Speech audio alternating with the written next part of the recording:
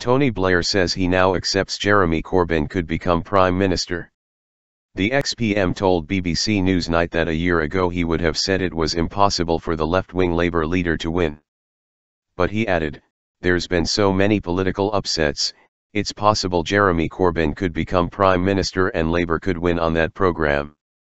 Mr Blair, a consistent critic of Mr Corbyn, said he had not changed his mind on the wisdom of electing him.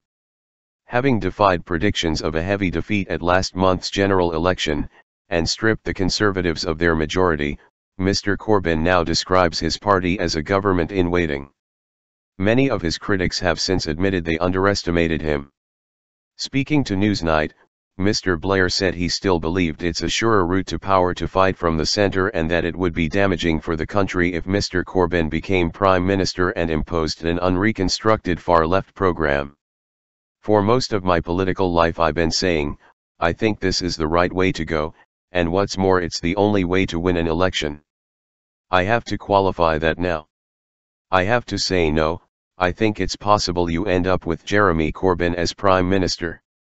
The Labour leadership has dismissed Mr Blair's recent interventions, which included claiming Brexit followed by a Corbyn government would leave Britain flat on its back.